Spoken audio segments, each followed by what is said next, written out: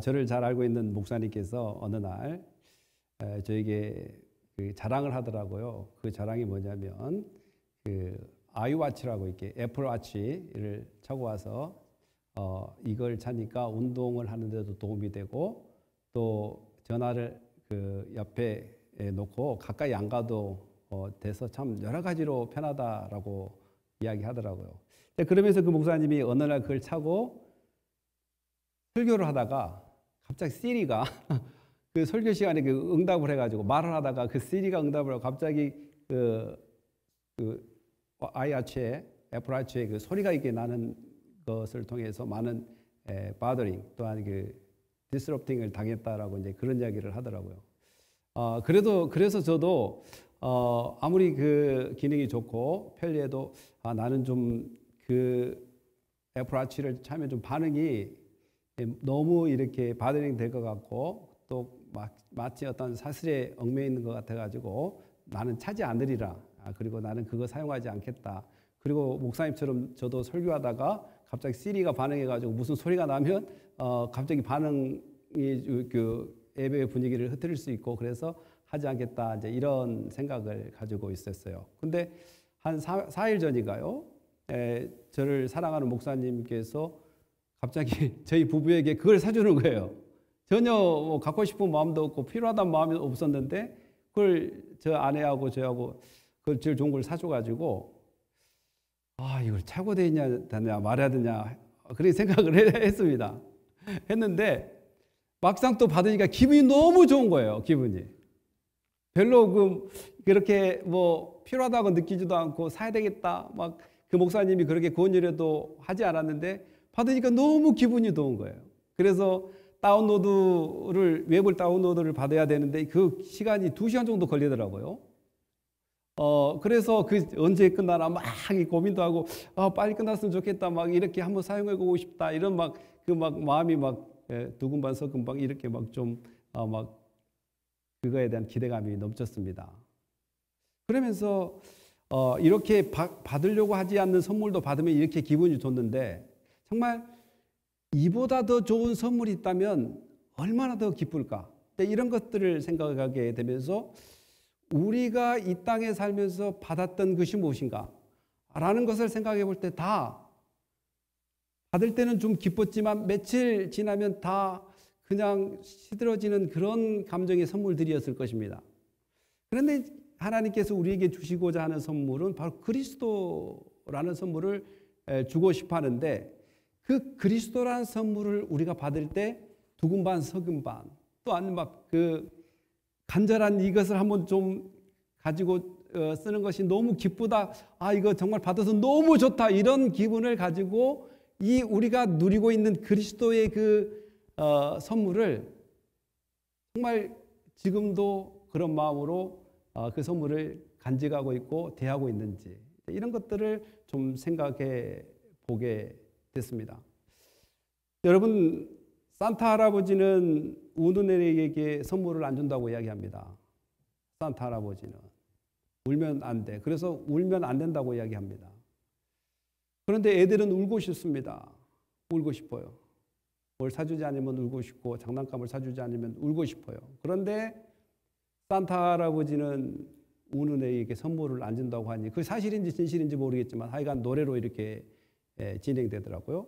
근데 그 노래를 듣고 가만 생각해 보니까 김상원 형제라는 분 여러분이 아실지 모르겠는데 그 형제가 또 찬양을 작곡을 하나 했는데 울어도 되라는 찬양을 작곡을 들어보니까 너무 내 마음을 좀 감동적으로 좀 들려오게 했습니다. 울어도 돼. 산타 할아버지는 우는 사람들에게 선물을 안 주지만 예수 그리스도 곧 그리스도는 우는 자, 애통하는 자에게 선물을 준다는 거예요. 애통하는 자. 그래서 울어도 된다. 울어도 된다. 또 하기 싫으면 하지 마라. 그리고 떼쓰고 싶으면 떼써라. 나는 너와 함께 한다라는 그 선물 바로 그리스도. 이 그리스도의 선물을 우리에게 주시기 위해서 오늘 하나님께서 누구를 사용하냐면 목자들을 통해서 그 기쁜 소식을 선포하게 합니다. 오늘 말씀을 통해서 하나님께서 목자들을 통해서 그 전했던 그 기쁨의 선물, 크리스토스, 이 그리스도를 받고 있는 우리들이 다시 한번 얼마나 이 그리스도의 그 선물이 중요하고 매 순간 그 그리스도라는 말을 들을 때 마치 이 애플 와치를 받는 이 기쁨이 다시 우리 가운데도 형성돼야 되는, 가져가지 마세요. 형성되는 그러한 은혜를 오늘 말씀을 통해서 발견했으면 좋겠습니다. 우리가 8절, 10절을 한번 읽어보면 다 같이 한번 읽어볼까요? 시작. 그 지역에서 목자들이 밤에 밖에서 자기 양떼를 지키더니 주의 사자 곁에 서서 주의 영광이 그들을 두루 비추매 크게 무서워하는지라. 천사가 이르되 무서워하지 말라. 보라, 내가 온 백성에게 미칠 큰 기쁨의 좋은 소식을 너희에게 전하노라. 아멘. 사람들이 이 말씀을 통해서 하나님께서 누구를 선물로 보냈냐라는 것에 대한 관심보다도 왜 목자들에게 이 이야기를 처음 알렸을까? 이거에 대해 관심이 더 많습니다. 어떻게 보면 목자들.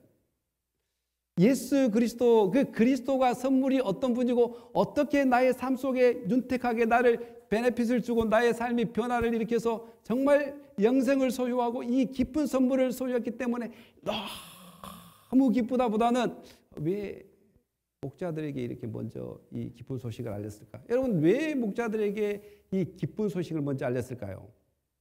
물론 여러 가지 학설이 있어요. 첫째는 목자들이 천민지고 그때 당시에 천한 그런 직업을 가지고 있고 다 무시하는 직업이기 때문에 천한 자를 하나님께서 찾으시기 때문에 그들에게 먼저 줬다. 이제 이런 학설도 있고, 그렇다면 동방박사는 왜 예수님을 경배했을까? 동방박사는 참 지혜롭고 똑똑하고 돈도 많고, 여러분 잘 아시다시피 목자들은 오늘 애들처럼 헌금하지 않고 그냥 찬양만 했어요. 근데 동방박사들은 경배도 하고 그들은 모략과 뭘 드렸죠? 황금, 유황을 드렸단 말이에요. 최고의 선물을 드렸단 말이죠. 그렇다면 꼭 천민에게만 경배 대상을 받는 것이 아니라 돈 많은 사람한테도 경배를 받는다. 그러면 그 말이 안 맞는 것 같고, 두 번째는 목자들이 양을 길러서 그 양을 제사로 드리기 때문에 정말 그 이미지가 예수 그리스도 이미지와 똑같기 때문에 나타나지 않았을까, 이렇게 보는 사람도 있고요. 또 세 번째는 어떤 분이냐면 저들이 레갑족속은 세 가지를 하지 않아요. 포도를 먹지 않습니다. 두 번째는 파종을 하지 않아요. 농작물을 심지 않아요. 세 번째는 그들이 집을 짓지 않고 장막에서 살게 되어 있습니다. 그래서 그들이 그러한 법을 지키면서 예수 그리스도 오심을 기다리는 그러한 희망을 가지고 있는 사람, 그런 삶을 가지고 살았기 때문에 그들에게 나타나지 않았을까, 이렇게도 이야기한 사람이 있어요. 이거 이제 에레미야서에 나오는 거죠. 그렇다면 많은 시간이 흘려서 어때요? 그들의 신앙이 늘 이스라엘 백성들이 변동이 일어나고 변화가 일어나고 또 변질이 되고 이런 삶이라면 그때 에레미야 시대의 말이 계속 이렇게 연결됐을까? 물론 여러 가지 학설과 이런 이야기를 합니다. 그런데 이제 조직신학적으로 이야기를 해보자면 이것은 하나님이 기뻐하신 뜻에 따라서 하나님이 그를 통해서 하고 싶어하는 선택적인 의미에서 하나님이 사용하신 것이지, 천민이라고 해서 특별히 목양을 사용하고 그러지는 않았지 않은가, 이렇게 이야기하는 분도 있어요. 다 좋습니다. 다 좋아요. 그런데 우리의 구원을 생각해 보면 우리의 예수 그리스도를, 그 구주 되신 예수 그리스도를 통해서 우리가 구원을 받은 것을 생각해 볼 때 왜 내가 구원을 받았을까? 왜 내가 구주 되신 예수를 믿게 됐을까? 라는 것을 선택할 때 안 믿는 사람이 마치 왜 그 기쁨의 소리를 다른 사람도 아닌 목자들에게 먼저 이야기했을까라고 질문한 것처럼 왜 다른 사람도 아닌 김유정이란 너를 하나님께서 구원받은 백성으로 이렇게 선택했을까라는 질문과도 유사합니다. 그렇기 때문에 이것은 하나님의 뜻과 하나님이 기뻐하신 마음으로 하나님이 기뻐하신 뜻과 그 방법을 통해서 오늘 우리가 선택되어지고 구원받은 백성으로 하나님께서 불러주신 그 감사의 표현이 우리에게 나와야 되는 것이지, 왜 이 사람에게 먼저 전하라고 했을까? 이것이 그렇게 크게 중요한가? 근데 중요하다면 정말 하나님의 뜻 가운데 이루어진 사역이라고도 이렇게 이야기할 수 있다는 사실입니다. 그렇다면 우리가 오늘 예수를 믿는 것이 그냥 그대로 그냥 아무 의미 없이 믿는 것이 아니라 정말 하나님께서 태초부터 주고 싶은 그 선물, 정말 나누고 싶은 그 선물, 그리스도. 사실 여러분들이 잘 아시다시피 구약에는 그리스도란 말이 나오지 않는 것은 여러분 아실 것입니다. anointing, 이렇게 기름 붓는다. 이것을 헬라어로, 히브리어로 메샤흐 이렇게 이야기를 합니다. 네, 그러다 보니까 그것이 포로기 이후부터 다윗 이후로부터 이제 그것이 점점 메시아 정신, 메시아 사상, 그리고 신약에 와서 이제 그리스도란 말을 통해서 구약과 신약을 연결하면서 메시아의 정신을 우리가 이제 이론화한 거죠. 그러다 보니까 메시아가 누군가, 그 어노인팅을 누구를 했는가. 그러다 보니까 왕이 되고 제사장이 되고 선지자가 보통 받더라. 그래서 예수 그리스도가 그 세 가지의 기능, 그 사역을 통해서 오늘 우리를 구원해낸다. 이제 이런 것들을 통해서 바로 기쁨의 소식으로 그 목자들에게 전해졌다. 이제 이렇게 이야기할 수 있는 것이죠. 그래서 여러분들이 잘 아시다시피 그러면 그 기쁨이 어떤 기쁨이냐? 어떤 기쁨이냐? 여러분 이스라엘 백성들이 그때 그 당시에 가장 기뻤을 것이 뭐가 있을까요?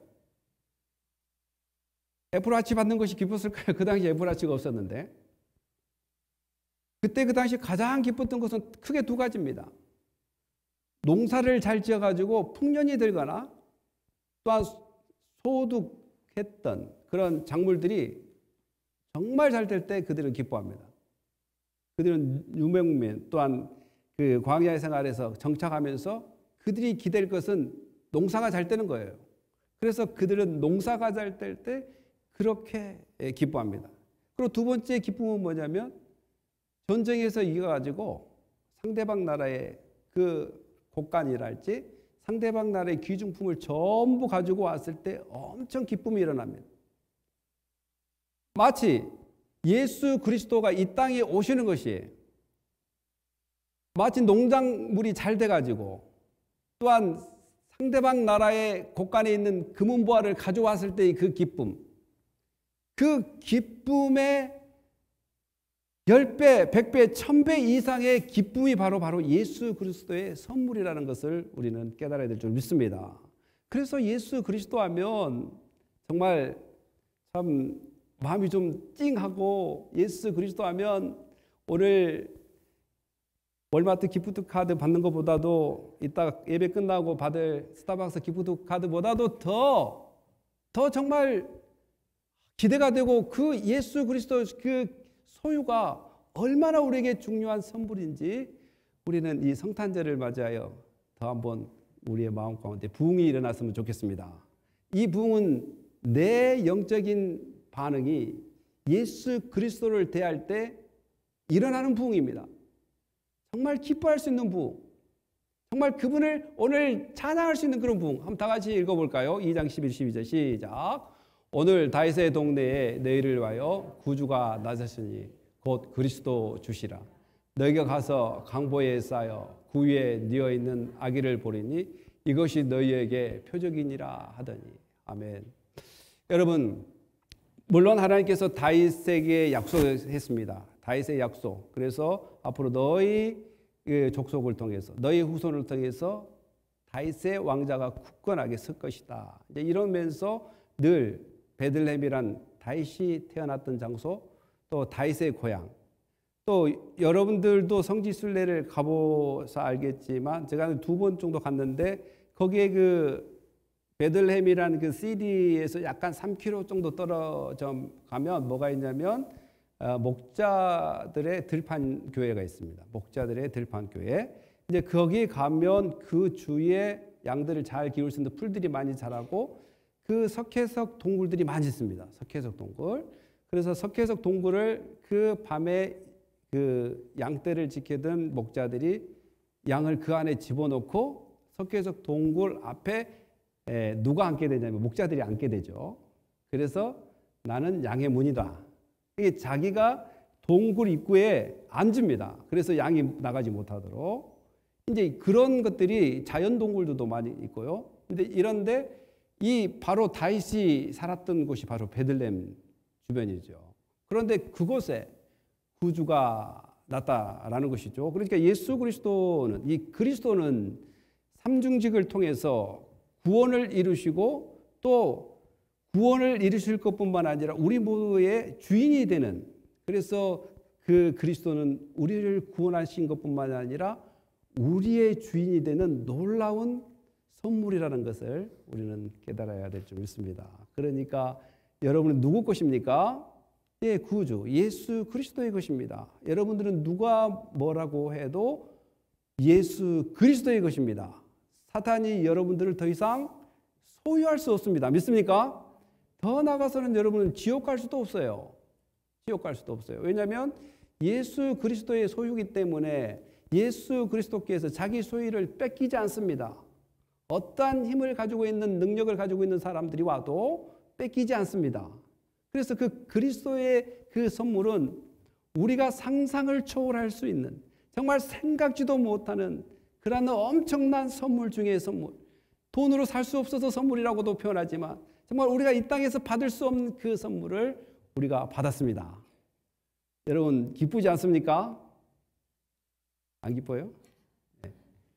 그런 기쁨의 생각을 가지고 우리가 찬양을 해야 된다. 여러분, 예수님께서 왜 마구간에 갈 수밖에 없었을까요? 예, 딱 두 가지입니다. 성경 내용에서 보면 첫째는 예수님께서 마구간에 갈 수밖에 없었던 것이, 여러분 성경 보면 2장 7절에 여관이 없어서 간다고 써 있습니다. 여관이 없기 때문에 마구간에 갔다.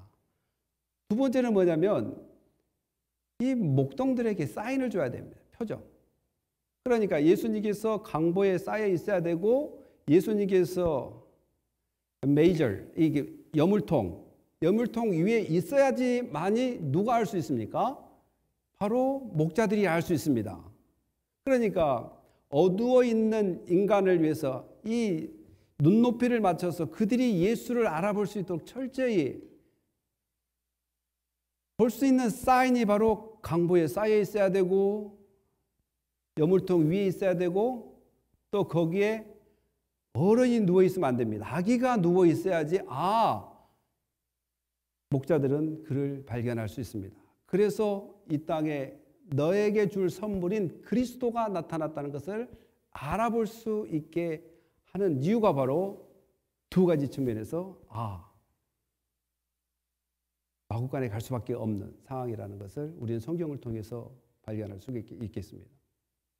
이것이 바로 표적입니다. 여러분에게 있어서 표적이 뭡니까? 여러분들이 정말 구원받았다라고 생각한다면 어떤 표적을 가지고 있습니까? 여러분 안에는 그리스도의 표적이 있습니다. 그리스도의 삶이 있습니다. 그리스도의 사랑이 있습니다. 그리스도의 은혜가 있습니다. 그래서 내가 살아가는 목적이 뭔가, 내가 이 땅에 머물러 있는 목적이 뭔가, 바로 그리스도 때문이라고 말할 수 있는 것이 바로 우리의 표적입니다. 여러분, 왜 즐겁습니까? 삶은 즐겁지 않지만 왜 즐겁다고 이야기할 수밖에 없습니까? 오늘 우리가 이 땅을 떠난다 할지라도 영원한 영생을 소유하고 있기 때문에 즐겁다라고 이야기합니다. 바로 이것을 바로 그리스도의 그 선물로 이루어진 그러한 은혜라는 것입니다. 사랑하는 성도 여러분, 우리가 다음 절 한번 읽어볼까요? 시작. 호련히 수많은 천군이 그 천사와 함께 하나님을 찬송하여 이르되, 지극히 높은 곳에서는 하나님께 영광이요 땅에서는 하나님이 기뻐하신 사람들 중에 평화로다 하니라. 아멘. 호련히 수많은 천군이 그 천사와 함께, 물론 영어 번역에는 좀 다르게 되어 있어요. 천사들 중에 한 천군 이렇게 표현되어 있어요. ESV 버전이나 다른 버전은 NIV 버전만 이렇게 따로따로 놨어요. 천군, 오늘 우리가 읽고 있는 한국 버전, 호련히 수많은 천군이 그 천사와 이렇게 나누었습니다. 천군과 천사를. 근데 그 ESV나 이런 것은 나누잖아요. 그냥 천사들 중에 하나, 한 천사 중에 군대, 뭐 이렇게 호스트 이렇게 나누는데 이것을 뭐 나눠도 되고 안 나눠도 되는데 물론 이 천군을 표현할 때는 성경에서 하나님의 군대라는 표현을 많이 합니다. 이 천군이라는 것은 하나님의 군대, army라고 표현을 해요. 호스트라고 표현하고 그렇다면 이 하나님의 군대는 늘 전쟁에 능하신 그러한 능력을 행하시는 분이에요. 전쟁에 능하신. 그리고 천사는 대부분의 그 엔젤은 뭘로 많이 성경에 나오냐면 메신저로 많이 나옵니다. 어떠한 소식을 증거하는 거.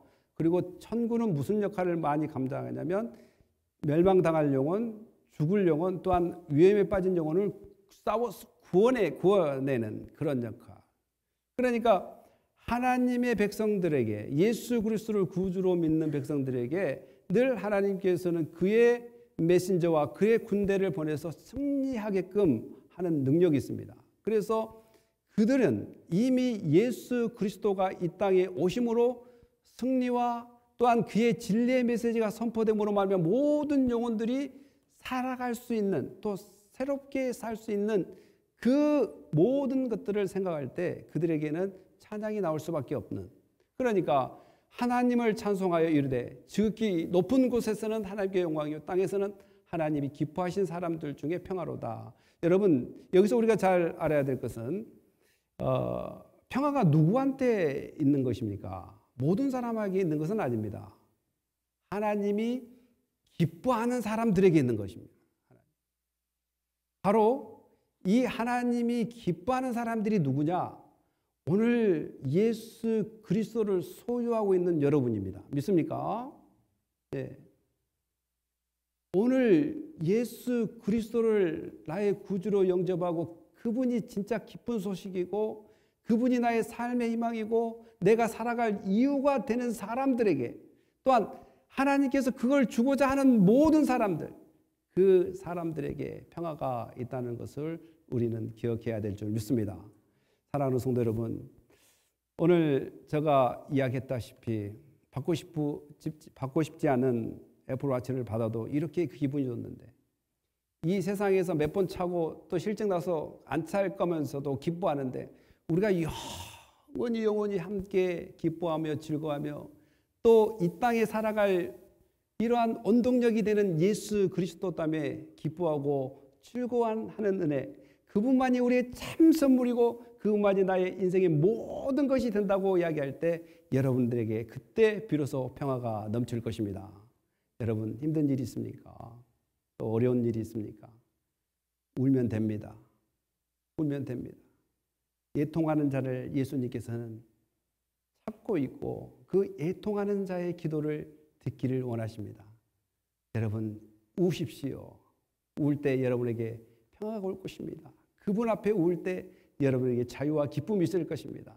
그러한 예수 그리스도의 선물이 여러분의 모든 삶 속에 풍성하게 넘치시기를 예수님의 이름으로 축복합니다.